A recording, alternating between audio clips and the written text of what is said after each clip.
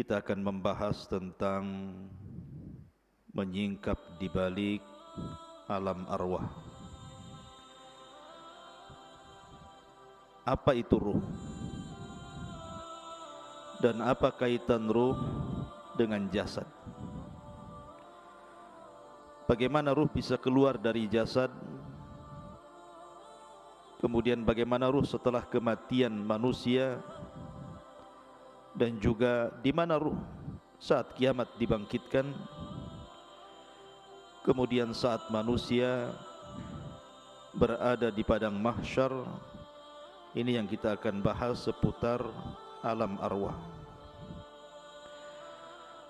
Ma'asyiral muslimin yang dimuliakan Allah Subhanahu wa taala. Dahulu Nabi SAW ketika hijrah dari Mekah ke Madinah, ketika itu Nabi SAW lewat di sekumpulan orang-orang Yahudi, karena tahu bahwa Madinah itu penuh dengan orang-orang Yahudi kala itu. Dan kebetulan Nabi SAW bersama sahabat Abdullah ibnu Mas'ud radhiyallahu anhu. Maka Yahudi ini, sebagian mereka dengan sebagian yang lainnya saling berbincang dan mengatakan saluhu, saluhu. Tanyalah dia. Maksudnya ragu-ragu mereka mau nanya Nabi SAW. Akhirnya kemudian salah seorang di antara mereka memberanikan diri bertanya kepada Nabi SAW, ya Abul Qasim, marruh. Wahai Abul Qasim, saya ingin bertanya kepadamu, apa itu ruh? Maka Nabi SAW tidak langsung menjawab. Kemudian Rasul menyingkir dari mereka. Kemudian Rasul pun bersandar di bawah pohon kurma. Kata Abdullah bin Mas'ud radhiyallahu anhu mengatakan, fa'alimtu annahu yuha ilaihi. Dan aku mengetahui bahwa Rasul sedang diturunkan wahyu kepadanya. Maka sejenak kemudian Nabi SAW bangkit, kembali menemui orang-orang Yahudi dan membacakan surah Al-Isra. Yas'alunaka 'anir ruh, qulir ruhu min amri rabbi wa ma utitum minal ilmi illa qalila. Mereka bertanya-tanya soal ruh. Katakan ya Muhammad kepada mereka orang-orang Yahudi itu, ruh itu urusan Rabbku, dan apa yang Allah berikan kepada kalian dari pengetahuan itu tidak banyak. Ada juga kisah yang sejenis dengan kisah ini. Ketika orang-orang musyrik Arab datang ke kota Madinah untuk bertanya kepada orang Yahudi tentang Nabi yang baru muncul di Mekah. Karena orang-orang musyrik Arab tahu bahwa orang Yahudi itu kaum yang diberikan kitab. Mereka minta pendapat tentang kemunculan Nabi yang ada di Mekah itu kepada orang-orang Yahudi Madinah. Maka orang-orang Yahudi Madinah mengatakan kepada orang-orang musyrik Arab, tanyalah kepada orang yang ngaku Nabi daerahmu itu 3 soalan. Kalau dia sanggup menjawab, memang dia seorang nabi. Kalau dia tidak sanggup menjawab, dustakan kenabiannya. Lah salah satu pertanyaan yang diajarkan orang Yahudi kepada orang-orang musyrik, tanya kepada orang yang ngaku nabi di daerahmu itu, apa itu ruh? Akhirnya kemudian ditanyakan kepada Rasul dan turunlah surah Al-Isra ayat 85. Mereka bertanya-tanya soal ruh. Katakan ya Muhammad, ruh itu urusan Rabbku. Dari sini menunjukkan bahwa ruh itu tidak ada yang tahu bentuknya seperti apa. Tidak ada yang tahu. Makanya lihat perdebatan Abu Hanifah ketika berdebat dengan orang-orang ateis soal ketuhanan. Karena orang-orang ateis ini menganggap bahwa Tuhan itu tidak ada. Tetapi kita bagi kaum muslimin, Tuhan itu ada walaupun tidak bisa dilihat, tapi bisa dirasakan keberadaannya dengan melihat alam semesta dan juga ayat-ayat syariah. Lah salah satu perdebatan Abu Hanifah dengan orang ateis itu, dia mengatakan begini, pernah enggak kamu itu duduk di hadapan orang sakit, berkunjung kepada orang sakit, kemudian duduk di hadapan orang sakit? Kata orang ateis ini, ya aku pernah. Kemudian, pernahkah engkau melihat orang sakit itu sampai menghembuskan nyawa terakhir dia, keluar ruhnya? Dia mengatakan, pernah. Kemudian kamu tahu kematiannya? Iya. Betul kamu tahu ketika ruh keluar dari mulutnya? Kalau itu, aku tidak pernah melihat. Kalau engkau mengatakan bahwa kamu tidak bisa melihat ruh saat dia kematian, bagaimana mungkin engkau mensifati Allah Subhanahu wa taala? Artinya bahwa di sini ikhwatu fiddin, ruh itu tidak bisa dilihat. Lihat kalau antum nanti menghadapi orang yang sedang sakaratul maut, pandang wajahnya sampai betul-betul nazak yang terakhir kemudian mati. Antum tidak akan tahu ruhnya dia keluar seperti apa, bentuknya seperti apa, kapan keluarnya, enggak tahu. Tahu-tahu tidak bergerak saja kan. Artinya alam ruh itu alam gaib. Kita tidak tahu seperti apa bentuk ruh itu. Makanya Allah Subhanahu wa taala mengatakan, yas'alunaka 'anir ruhi qulir ruhu min amri rabbi. Mereka bertanya-tanya soal apa itu ruh, katakan ya Muhammad, ruh itu urusan Rabbku. Kenapa? Wa ma utitum minal ilmi illa qalila. Karena pengetahuan kita terbatas soal ruh ini.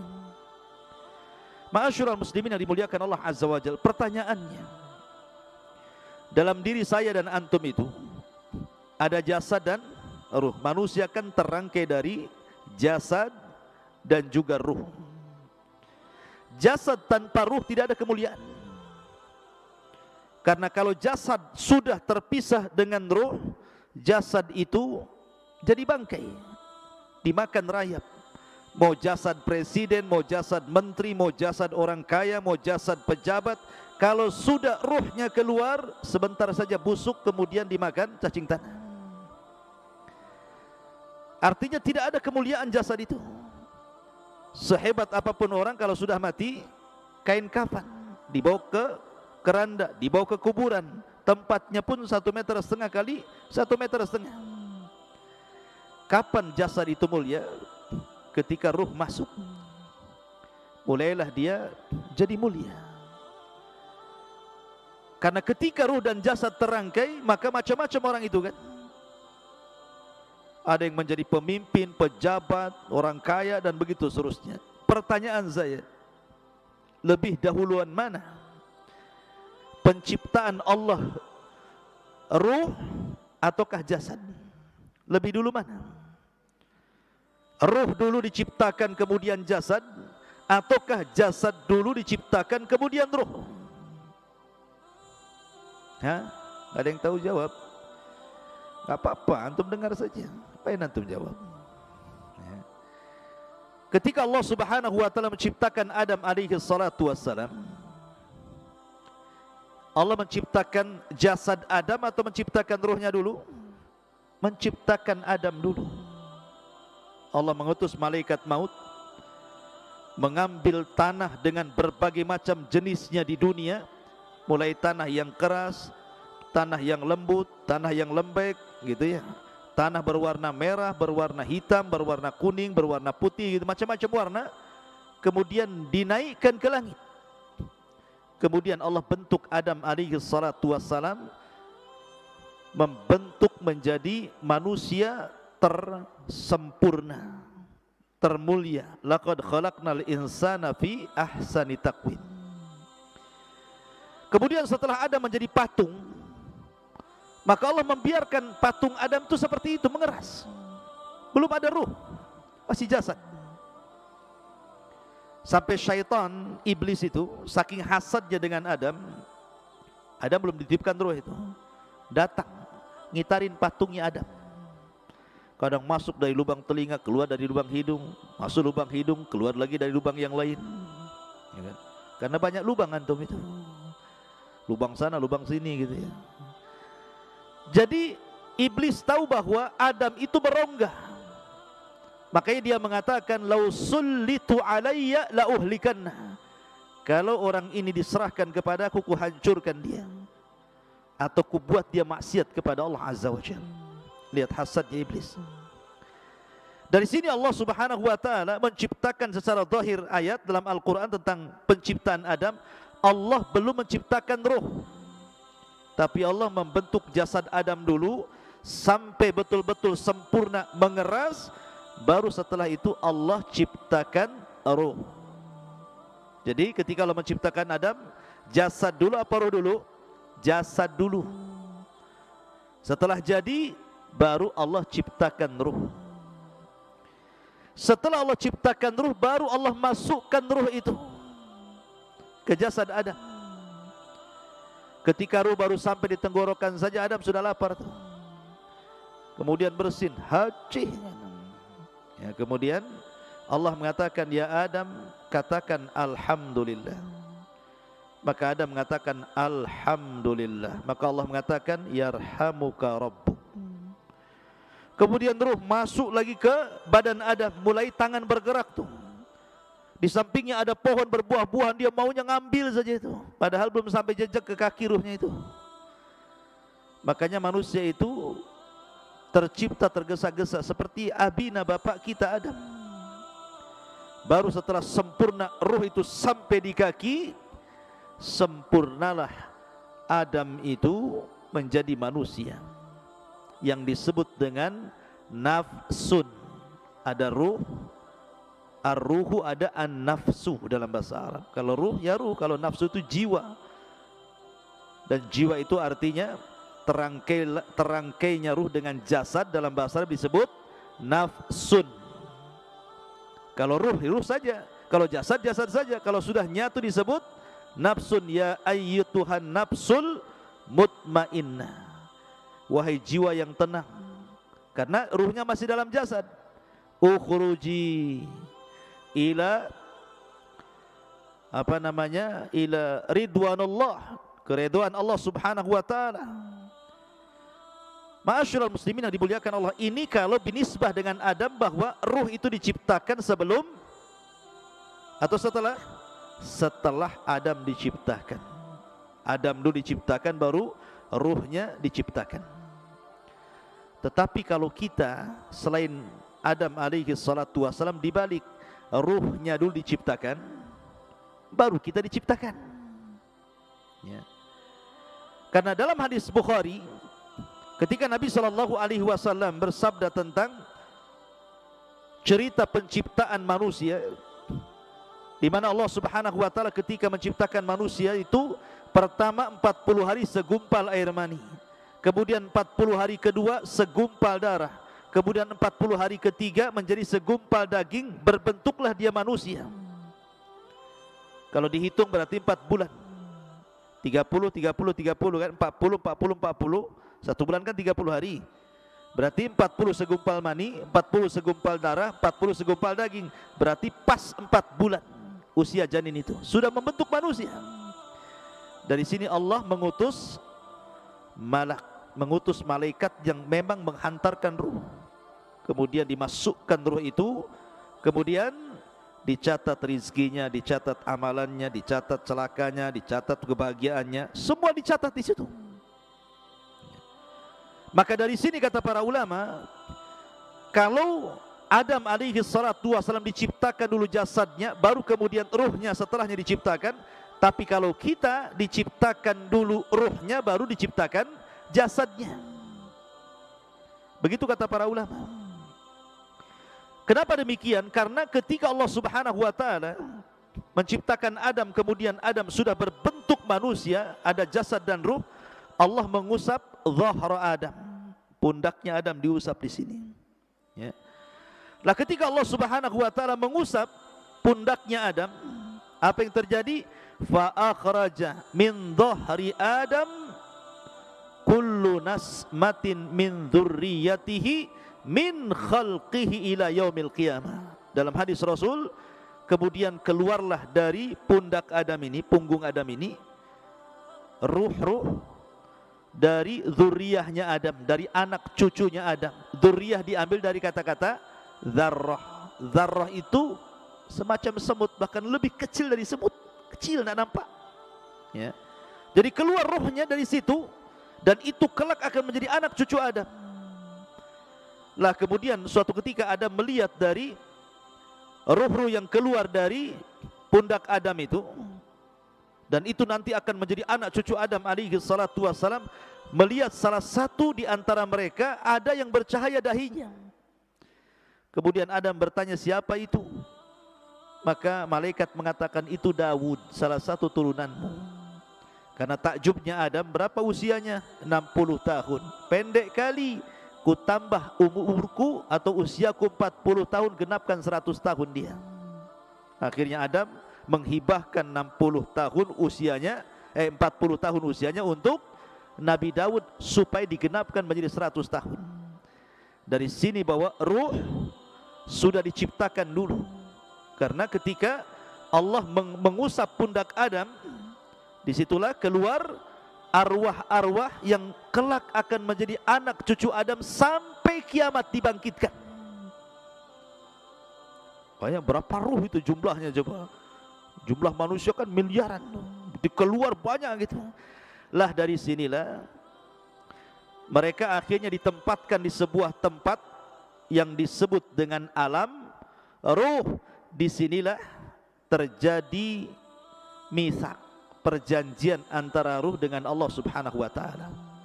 Dan itu disebutkan dalam surah Al-A'raf ayat 172. Wa id akhadha rabbuka min bani Adam min duhurihim durriyatahum wa ashhadahum ala anfusihim alastu bi rabbikum qalu bala syahidna an taqulu yaumal qiyamati inna kunna an hadza ghafilin. Dan ingatlah ketika Rabbmu membuat perjanjian dengan anak turunan Adam, min duhurihim dzurriyyatahum, di belakang mereka dari anak cucu yang kelak akan terlahir dari Adam alaihi salatu wassalam. Apa perjanjian Allah dengan kita? Alastu bi rabbikum, bukankah aku Rabb kalian? Bukankah aku Rabb kalian? Maka semua ruh mengatakan qalu bala syahidna, iya kami menyaksikan Anda itu Rabb kami. Pertanyaannya, antum ingat apa lupa? Atau pura-pura lupa bahwa antum pernah mengatakan di hadapan Allah, qalu bala, ya kamu adalah Tuhanku? Pasti enggak ingat. Mana ingat antum? Utang aja gak ingat, mau ini pula gitu ya. Kenapa enggak ingat? Karena ingatan manusia itu terbatas, sebagaimana pandangan manusia terbatas, pendengaran manusia terbatas, akal pun terbatas, langkah kaki pun terbatas, kecuali pakai motor ya, pakai pesawat. Tapi coba jalan kaki sampai di mana antum kuatnya? Ada pengkor. Pandangan kita terbatas, kita tidak bisa menembus sampai Batam Center dari sini. Terhalang hutan-hutan, walaupun tak ada hutan pun kita terbatas pandangan kita. Pendengaran pun terbatas, akal pun terbatas, pemahaman pun terbatas, maka ingatan pun terbatas. Kita sudah lupa bahwa kita pernah berdialog dengan Allah dan mengatakan alastu bi rabbikum, dan kita mengatakan qalu bala syahidna. Ma'asyiral muslimin, kenapa demikian? Supaya tidak ada uzur bagi kita pada hari kiamat dengan mengatakan aku tidak pernah mengenal Tuhan sehingga aku tidak ibadah. Kita sudah diikat dengan perjanjian. Makanya Rasulullah mengatakan kullu maulud yuladu alal fitrah, setiap bayi yang dilahirkan itu brojol menjadi fitrah. Fitrah itu artinya mengenal Islam. Kenapa? Karena lanjut hadis Nabi SAW, fa abawahu yuhawidanihi au yunassiranihi au yumajjisani. Bapaknya yang menjadikan dia Yahudi, Nasrani ataupun Majusi. Stop hadis sampai ini, dan tidak ada kata-kata bapaknya yang menjadikan dia Muslim. Ya, karena lahirnya anak siapapun terlahir Islam, mengenal Rabbnya. Tapi kita lupa. Lah di alam ruh ini pula Allah menawarkan amanah. yang Allah Subhanahu wa taala isyaratkan dalam surah apa? Inna aradnal amanata 'alas samawati wal ardi wal jibal fa abaina an yahmilnaha wa ashfaqna minha wa hamalahal insan innahu kana zaluman jahula. Sesungguhnya kami telah menawarkan amanah. Kapan amanah ditawarkan? Ketika di alam roh. Allah menawarkan amanah ini. Pertama ditawarkan ke langit, ditawarkan ke bumi, ditawarkan ke gunung-gunung, semua menolak amanah itu. Kemudian Allah menawarkan amanah di alam ruh kepada ruh-ruh turunan Adam itu. Tiba-tiba kemudian manusia pun siap memikul amanah itu. Makanya Allah mengatakan sungguh manusia itu amat sangat zalim dan amat sangat bodoh. Gunung saja menolak, langit saja menolak, bumi saja menolak, manusia pula yang lemah menerimanya. Walaupun penafsiran amanah dalam ayat ini berbagai macam ya. Apa yang dimaksud amanah yang Allah tawarkan kepada kita di alam ruh itu? Ada yang mengatakan amanah di sini artinya at-ta'at wal faraid, ketaatan dan melaksanakan kewajiban. Ada yang mengatakan amanah di sini artinya seperti pendapat Abdullah ibn Mas'ud, artinya salat, zakat, puasa, haji. Kemudian membenarkan hadis jujur dalam berkata, kemudian membayar hutang, adil dalam timbangan, kemudian juga amanah ketika dititipkan sesuatu barang kepadanya. Ada juga yang mengatakan bahwa amanah di sini artinya al-farju, kemaluan. Bahwa kita diberikan kemaluan sehingga harus amanah, jangan digunakan untuk berzina, tetapi dihalalkan dengan cara menikah. Ada juga yang mengatakan amanah di sini artinya as-saum, puasa, wal ghuslu minal janabah, mandi setelah junub. Ada juga yang mengatakan amanah di sini artinya amanah, orang itu amanah, tidak khianat gitu ya. Intinya bahwa banyak penafsiran amanah, tapi yang jelas dialog ini sebagian para ulama mengatakan terjadi kapan? Di alam ruh. Dialog ini terjadi di alam ruh. Ma'asyiral muslimin yang dimuliakan Allah Azza wa Jalla. Taib. Setelah kita tahu sedikit tentang alam ruh, lalu ruh ini kapan keluar? Kan pertama ruh menyatu dengan jasad, kemudian kita dilahirkan ke dunia menjadi jiwa yang menyatunya ruh dengan jasad. Maka suatu ketika ruh ini akan keluar saat kematian. Bagaimana ruh keluar dari jasad kita, ikhwan? Ada hadis Bara' bin Azib radhiyallahu an. Jadi Bara' bin Azib ini bercerita suatu ketika kami, kata Bara' bin Azib, keluar bersama Rasul hendak mengebumikan salah seorang jenazah. Ketika sampai di kuburan, orang yang gali kuburan itu belum selesai. Orang yang gali kuburan itu belum selesai.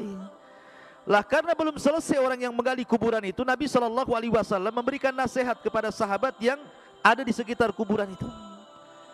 Kemudian Nabi SAW menceritakan tentang kematian seorang mukmin dan kematian seorang kafir. Coba perhatikan bagaimana ruh keluar dari jasadnya seorang mukmin dan bagaimana ruh keluar dari jasadnya orang kafir. Kata Nabi SAW,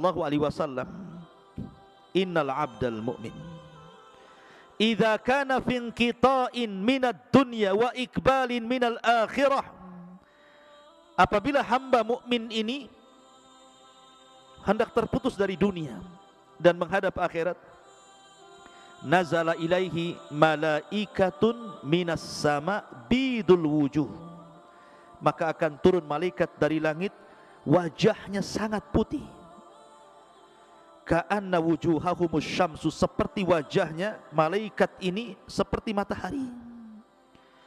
Ma'ahum kafanun min akfanil jannah wa hanutun min hanutil jannah, malaikat yang turun dari langit yang memiliki wajah yang sangat terang putih itu membawa kain kafan dari sorga dan wewangian dari sorga. Kata para ulama, ketika nanti antum mendekati ajal, malaikat yang turun kepada antum itu ada 4. Satu disebut malakul maut, malaikat kematian. Yang tiga disebut rusulul maut. Rusulul maut, tawaffathu rusuluna. Ada tiga utusan Allah, malaikat yang mendampingi malakul maut. Yang pertama membawa kain kafan, yang kedua membawa hanut, dan yang ketiga membisikkan di telinganya kalau dia seorang mukmin kabar gembira. Adapun malakul maut hanya mencabut nyawa saja, kemudian diserahkan kepada tiga malaikat itu. Ulama mengatakan dalam hadis ini, ruhnya seorang mukmin itu ketika dicabut, itu dimulai dari jari-jari jemari, dari ujung-ujung jari ini, ujung jari kaki dan tangan. Jadi kalau ruhnya di sini, dia mulai berjalan, begitu jadi dari kaki, mulai ke atas, ya, sampai di tenggorokan, berkumpul di tenggorokan ruhnya. Apa yang terjadi? Kalla idza balagatit taraq wa qila man rah. Apabila ruh sudah sampai di tenggorokan di sini, kata Allah, man rah, siapa yang bisa meruqyah dia? Siapa yang bisa menyembuhkan sehingga mengembalikan ruhnya ke dalam jasadnya? Enggak ada. Lah ruh itu ketika dicabut, dari mana keluarnya? Dari mulut. Ruh itu keluar dari mulut kita. Kemudian ketika dia keluar, mata ini memandang ruh itu keluar. Makanya Rasul mengatakan, apabila ruh dicabut, tabi'ahul basar, pandangan kita mengikutinya. Makanya setiap orang yang mati pasti melotot matanya. Makanya antum kalau melihat orang mati melotot, cepat antum tutup, takut menakutkan orang. Kata Nabi SAW, ruhnya mukmin itu apabila keluar seperti tetesan air yang terakhir keluar dari mulut teko. Min famis siqa, kata Rasul. Kalau saya boleh analogikan, ikhwan, kalau antum punya teko, isinya banyak airnya, kemudian antum tuangkan, tentu air yang pertama keluar itu deras sekali, karena masih penuh masalah tekonya. Kalau dituangkan tuh pasti deras dia, kayak model pancuran kan gitu ya.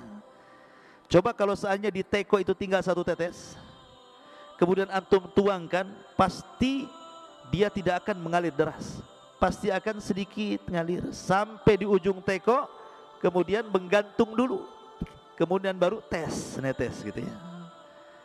Artinya bahwa ruhnya seorang mukmin itu keluar seperti tetesan terakhir dari mulut teko, pelan tapi pasti, pelan, kemudian keluar dari mulutnya.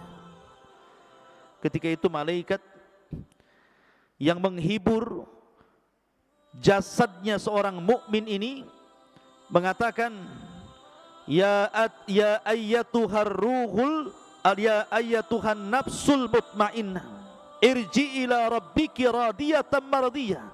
Wahai jiwa yang tenang, keluarlah pelan-pelan menuju keridhaan Allah Subhanahu wa ta'ala. Maka ketika betul-betul keluar, maka ruh itu kemudian naik ke langit. Sudah terpisah alamnya, dia kembali keluar dari jasad. Lah ruh ini langsung ketika sudah ditangkap oleh malaikat maut, sudah dikeluarkan, maka diserahkan kepada malaikat yang membawa kain kafan dan hanut dari sorga. Langsung di kain kafani, kemudian dibaluri minyak wangi, kemudian diangkat ke langit. Kemudian langit pertama, dia mengetuk pintu. Kata penjaga langit pertama, siapa? Fulan bin Fulan. Siapa yang dibawa? Ruhnya Fulan ibn Fulan. Karena dia ruhnya orang baik, maka malaikat yang ada di langit semuanya memujinya. Kemudian dibukalah pintu langit pertama, kedua, ketiga, keempat, kelima, ketujuh. Dia melintasi langit yang ketujuh.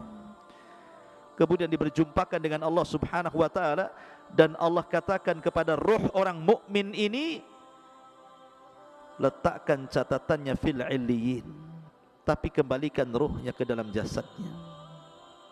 Maka catatannya naik sampai di tempat yang paling tinggi di sorga, kemudian ruhnya dikembalikan ke bumi. Ketika ruhnya dikembalikan ke bumi, ada yang mengatakan batas ruh naik ke langit itu sebatas ketika dia mulai dimandikan, mulai dikafankan, kemudian dikuburkan, ruh itu kembali ke dalam kuburan. Kemudian Allah satukan kembali ruh itu dengan jasad di alam kubur itu.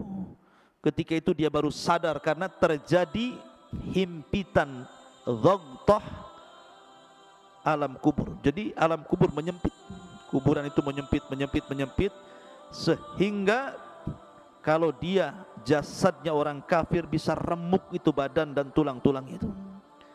Tetapi himpitan bumi ketika orang dimasukkan ke dalam kuburan itu, kalau dia seorang mukmin seperti dipeluk oleh ibunya. Kalau ada bayi dipeluk sama ibunya rapat-rapat gitu, seperti itu rasanya. Karena kita diciptakan dari tanah, kembali ke tanah, maka seolah-olah tanah itu bagi ibu kita.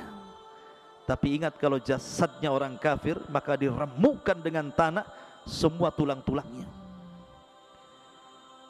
Ma'asyiral muslimin, inilah yang dikatakan Rasul, seandainya ada yang selamat dari himpitan kuburan, maka tentu yang selamat adalah bayi ini. Tapi bayi ini pun tidak akan selamat dari himpitan kuburan. Dalam riwayat, kalaulah ada yang selamat dari himpitan kuburan, tentu yang selamat adalah Sa'd bin Mu'adz, karena saat kematiannya arsy Allah berguncang. Tapi Sa'd bin Mu'adz pun tidak selamat dari himpitan kubur. Lah setelah itu baru datang dua malaikat yang disebut dengan Munkar dan Nakir. Lah Munkar dan Nakir ini membawa fitnah yang disebut dengan fitnah kubur. Kemudian dia mengatakan, man rabbuk, siapa Rabbmu? Kemudian juga setelah ditanya siapa Rabbmu, kemudian wa man nabiyuk, siapa nabimu? Atau ma taqulu bihadzal rajul, apa yang kau katakan terhadap orang ini, maksudnya Nabi sallallahu alaihi wasallam. Kemudian wa madinuk, apa agamamu? Karena dia seorang yang beriman, tentu gambarannya seperti yang di dalam Al-Quran, yuthabbitullahu alladhina amanu bil qawli tsabit fil hayatid dunya wal akhirah. Akan mantap jawabannya. Dia mengatakan Rabbi Allah, Rabbku Allah. Ketika ditanya bagaimana pendapatmu tentang orang ini, maksudnya Rasul sallallahu alaihi wasallam, dia mengatakan huwan nabi, dia nabiku Muhammad sallallahu alaihi wasallam. Ketika ditanya wa madinuk, apa agamamu, maka dia dengan terangnya mengatakan diniyal Islam, agamaku Islam. Dia berhasil menjawab. Apabila berhasil menjawab yang terjadi, maka Allah berfirman, an sadaqa abdi, hambaku telah benar. Hambaku telah benar. Karena telah benar, bukakan pintu sorga. Bayangkan dari kuburan dibuka pintu sorga, langsung ke sorga. Hembuskan angin dari sorga ke kuburannya. Bawa pakaian dari sorga, bawa makanan dari sorga, bawa minuman dari sorga. Bentangkan kuburannya seluas maddal basar, seluas-luasnya sampai tidak terkira. Kemudian didatangkan angin dari sorga, makanan dari sorga, pakaian dari sorga, minuman dari sorga. Kemudian dia pun masuk ke alam yang disebut dengan nikmat kubur. Ketika itu datang seseorang yang tampan, kalau perempuan yang cantik gitu kan, tiba-tiba mendekati orang ini. Kenalan, siapa namamu? Apa pekerjaanmu? Ngobrol. Layaknya kita di dunia ketemu orang ngobrol. Karena saking asiknya ngobrol, ikhwan, tidak sadar kalau seandainya bumi sudah mau dikiamatkan. Sehingga ketika betul-betul bumi ini sudah mendekati hari kiamat, Israfil sudah siap meniup sangkakalanya, barulah kemudian dia bertanya, kamu ini siapa? Kok kamu baik sekali mau menemani aku di dalam kuburan ini? Maka orang ini mengatakan, ana amalukas saleh, sayalah amal solehmu, sayalah puasamu, sayalah salatmu, sayalah zikirmu, sayalah silaturahimmu, sayalah birrul walidainmu, sayalah seluruh amal solehmu. Allah jelma menjadi manusia sehingga menjadi teman kita dalam kuburan. Ikhwan, kalau antum di penjara sendiri stres, tapi kalau ada kawannya minimal ngurangi stres. Adam saja diberikan sorga dengan berbagai macam nikmatnya, belum dikatakan sempurna kecuali diberikan kawan, diciptakan Hawa baru masuk ke sorga. Jadi ikhwatu fillah muliakan Allah azza wajal. Tetapi ruhnya seorang kafir, lihat bagaimana hadisnya. Adapun ruh seorang kafir, ketika idza kana fi inqita'in minad dunya wa iqbalin minal akhirah nazala ilaihi minas sama'i malaikatun ghiladun shidadun sudul wujuh ma'ahu almasuhu minan nar. Subhanallah. Kalau seandainya orang fajir, orang kafir, orang fajir, orang jahat ini mati, hendak meninggalkan dunia dan menghadap akhirat, maka turun dari langit itu malaikat yang ghilad, syidad, yang sangat keras, yang sangat jahat. Sudul wujuh, wajahnya hitam, kelam, gosong, dan membawa kain kafan dari neraka yang sangat busuk baunya. Kemudian dia pun duduk di samping orang yang mau ihtidar, mau mati dari orang kafir ini. Maka malaikat yang jelek rupanya ini langsung meneriakkan di telinganya, ya ayyatuhan nafsul khabithah ukhruji ila sakhatim minallahi wa ghadabi. Hei jiwa yang buruk, keluar kau kepada kemurkaan Allah dan laknatnya, keluar kamu. Coba kalau saya buat analogi, antum ada di rumah, tiba-tiba di luar rumah ada yang berteriak, keluar, keluar Noval, mau nggak uang 1 miliar? Keluar nggak antum? Keluar. Pal, keluar, kubunuh kau. Keluar nggak? Keluar tapi lewat belakang, lari. Jadi ruhnya seorang mukmin seperti tadi teriakin, keluarlah, ini saya kasih uang tumpuk 1 miliar, pasti dia keluar enak. Tapi kalau kemudian ditakut-takuti, dia nggak mau kan keluar, maka ruhnya orang kafir kan ditakut-takuti dan mengatakan, ukhruji ya ayyatuhan nafsul khabitha ukhruji ila saghati minallahi wa ghadabi. Dia kan ditakut-takuti malaikat ini. Maka orang ini tidak mau keluar ruhnya, maka dicabut paksa. Kata Nabi SAW seperti apa? Seperti pisau yang bengkok, kayak cerulit. Kemudian dimasukkan ke kambing wol. Antum tahu kambing wol itu kan bisa 1 jengkal tuh, ini ya bulunya kan, kambing wol itu besar. Apalagi kalau sudah jarang dimandikan itu udah brekele itu, rambutnya itu nempel satu dengan yang lainnya itu.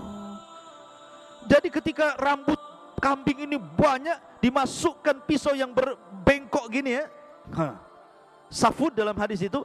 Kemudian setelah nempel begini, disiram rambutnya, langsung gini. Jadi susah jadinya pisaunya ini. Kira-kira kalau seandainya pisau yang dimasukkan ke bulu wol kemudian disiram, kemudian dipaksa begini, apa enggak rontok semua bulunya tuh? Lah Rasul mempermisalkan ruhnya orang kafir ketika dicabut itu seperti itu. Seperti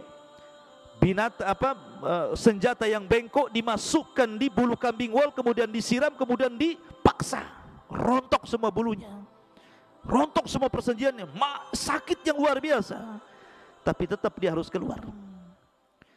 Ketika dia keluar, diserahkan kepada malaikat yang membawa kain kafan dari neraka yang sangat busuk itu. Dia pun tidak tahan di situ, ruhnya itu diangkat ke langit.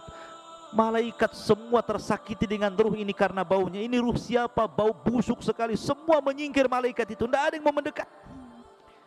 Ketika kemudian penjaga langit pertama diketuk supaya ruh ini naik ke langit, nggak mau dibukakan sama sekali, nggak mau dibukakan.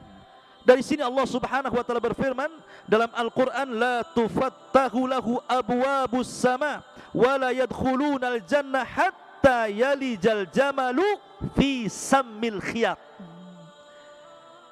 Ketika ruhnya orang kafir naik ke langit pertama, la tufattahu lahu abwabus sama. Allah atau malaikat tidak ada satupun yang membuka pintu-pintu langit. Bahkan dia akan masuk neraka. La tufattahu lahum abwabus sama wa la yadkhulunal jannah, dan dia tidak akan masuk surga orang kafir itu hatta yalijal jamalu fis samil khiyat, sampai ada cerita unta masuk ke liang jarum. Kata Allah, liang jarum seberapa?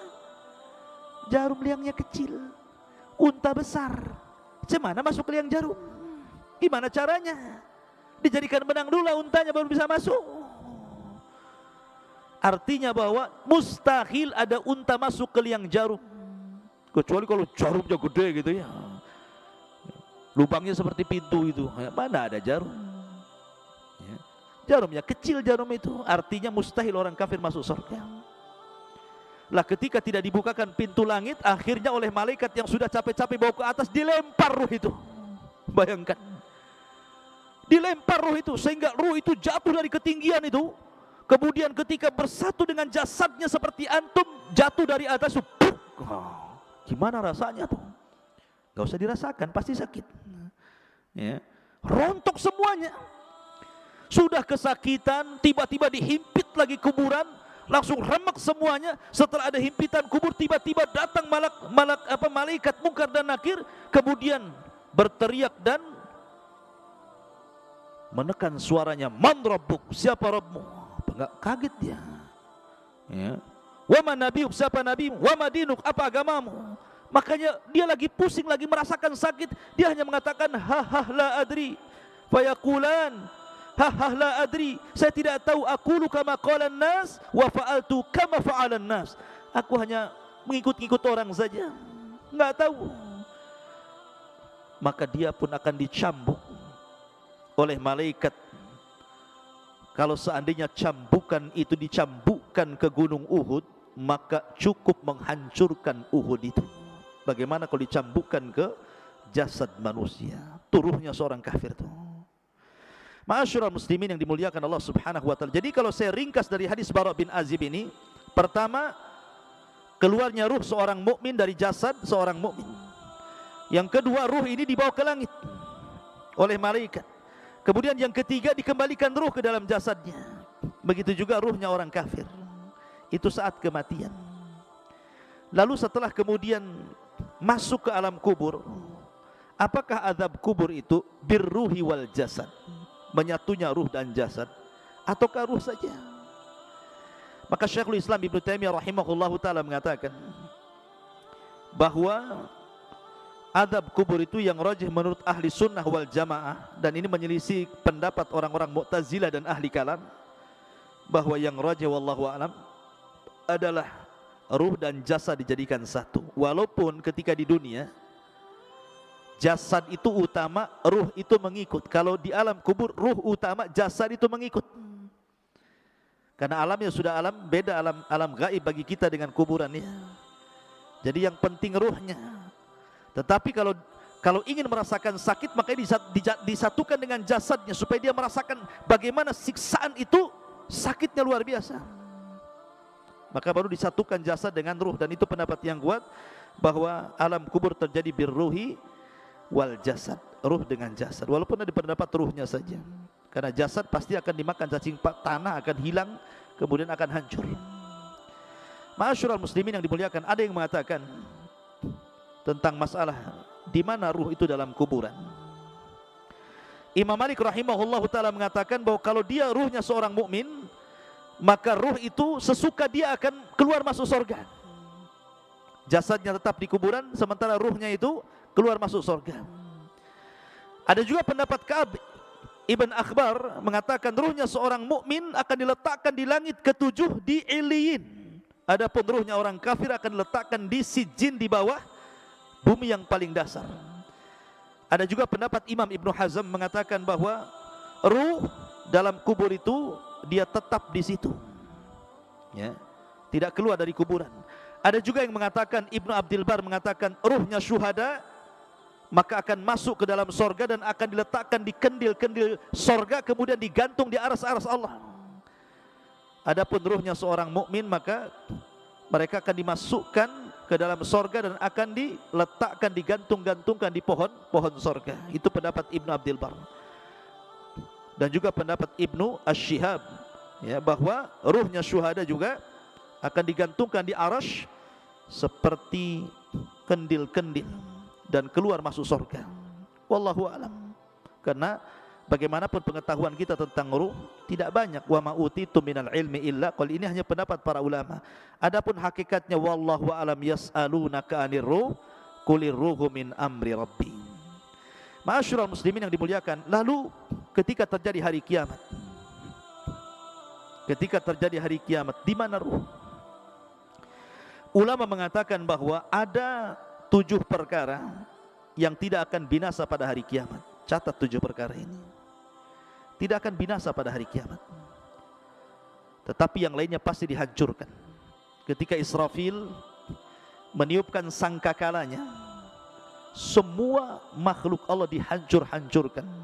Bumi dihancurkan, gunung dihancurkan, lautan dihancurkan, langit dihancurkan, bintang dihancurkan, matahari, dan begitu seterusnya. Tapi ada 7 makhluk yang tidak akan pernah dihancurkan. Ada yang mengatakan 8, ada yang mengatakan 7. Yang pertama arsy. Arsy tidak akan dihancurkan Allah subhanahu wa ta'ala. Kemudian yang kedua dan yang ketiga, al-jannatu wan nar. Sorga dan neraka tidak mungkin hancur dengan tiupan sangkakala. Kemudian yang keempat, al-ajbu. Al-ajbu itu artinya tulang ekor setiap manusia. Mungkin badan bisa hancur, tulang-tulang yang lain bisa hancur, tapi tulang ekor tidak mungkin dihancurkan Allah, karena kita diciptakan dari tulang ekor itu. Kemudian yang nomor 5, al-lauh, papan tempat menulis kolam itu. Al-lauh yang disebut lauhil mahfud, tidak akan hancur. Kemudian yang keenam, al-qalam, dan kolam makhluk kedua yang Allah ciptakan setelah arsy tidak akan hancur. Kemudian yang nomor 7, ruh. Ruh tidak akan hancur. Ketika Israfil meniupkan sangkakala, itu tidak akan hancur. Dan ini disebutkan di dalam nuniyahnya Imam Ibnul Qayyim rahimahullahu ta'ala, dan juga dalam kitabnya Syarhus Sunnah li Imam Al-Barbahari rahimahullahu ta'ala, dan juga kitab-kitab yang lain yang menunjukkan 7 perkara tidak akan dihancurkan saat alam dihancurkan. Salah satunya ruh. Lalu ruh di mana ketika terjadi kiamat? Ruh itu terjadi ketika terjadi kiamat, maka terputuslah azab kubur, nikmat kubur, dan begitu seterusnya. Maka ruh itu akan diletakkan di Eliyin yang mukmin, kemudian ruhnya orang-orang kafir dan orang-orang jahat diletakkan di Sijjin, di dasar bumi. Kemudian terjadi kiamat hebat. Selama 40, bisa 40 tahun, bisa 40 bulan, bisa 40 hari. Baru Israfil kemudian meniupkan sangkakala yang kedua. Ketika itu jasad-jasad oleh Allah dikembalikan lagi. Tulangnya dirangkai lagi, kemudian dagingnya dirangkai lagi dengan tulangnya. Jadilah setiap manusia, sehingga tanah itu dipenuhi dengan jasad. Allah mengatakan, idza zulzilatil ardu zilzalaha wa akhrajatil ardu athqalaha. Dan Allah keluarkan beban-beban berat dari perut bumi, maksudnya manusia, dilempar ke permukaan. Wa alqat ma fiha wa takhallat. Dan kami lempar isi-isi perut bumi sampai kosong, karena semua jasadnya berada di permukaan bumi. Semua jasad, belum ada ruh. Baru setelah jasad mulai dari Adam alaihi salatu wassalam sampai orang yang terakhir mati, sudah di permukaan bumi, di padang mahsyar, maka Allah mengatakan dalam Al-Quran, ruh itu kemudian dilesatkan dari Iliyin dan dilesatkan dari Sijjin. Ya. Wa idza nufusu zuwizat, dan ketika nufus, jiwa-jiwa itu disatukan. Jadi ruh dari Iliyin melesat, kemudian ruh dari Sijjin melesat, dan anehnya tidak tertukar tuh ruh dengan jasad itu. Bukan berarti kemudian ruhnya Naufal tertukar dengan ruhnya siapa gitu, enak kali ya. Jadi tidak tertukar, artinya bahwa ruh itu akan kembali ke jasadnya sesuai ketika di dunia jasadnya. Dan yang pertama kali adalah ruhnya Muhammadun sallallahu alaihi wasallam. Makanya dia orang yang pertama kali siuman sebelum manusia siuman. Ana awal man yashaqqu fihil qabr. Saya pertama orang yang keluar dari kuburan, katanya, kata Rasul. Kemudian aku melihat Nabi Musa sedang bersandar. Aku ragu-ragu apakah dia dulu ataukah aku, kata Rasulullah. Kan gitu ya. Baru kemudian bangkit semua, karena sudah nyatu lagi ruhnya tuh. Kemudian ketika bangkit, bingung orang-orang kafir ini.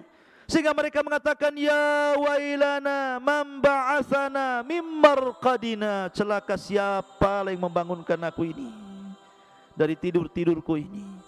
Tapi orang-orang yang beriman mereka mengatakan, hadza ma wa'adar rahman wa sadaqal mursalun, inilah janji Allah dan benarlah ucapan para rasul. Berarti dari sini terjadi infisal ruh dengan jasad berapa kali? Pertama, ketika ruh kita dengan jasad kita dalam janin terpisah, karena jasad belum diciptakan, ruh sudah diciptakan. Itu perpisahan pertama, ruh dengan jasad. Kemudian yang kedua, saat kematian ruhnya dicabut lagi dari jasad, kemudian disambungkan lagi di alam kubur. Kemudian setelah terjadi kiamat dipisahkan lagi ruhnya, diletakkan di Eliyin, kemudian di padang mahsyar disatukan lagi, dan tidak akan pernah dikeluarkan lagi setelah itu, baik yang masuk ke dalam sorga ataupun yang masuk ke neraka. Tetapi yang ada kelak, badan kita akan dibesarkan. Kata para ulama kapan? Ketika membaca catatan amal. Ketika Naufal membaca catatan amal 1, 2, kalau itu amalan baik dibaca, maka bercahayalah wajahnya, mengembang badannya.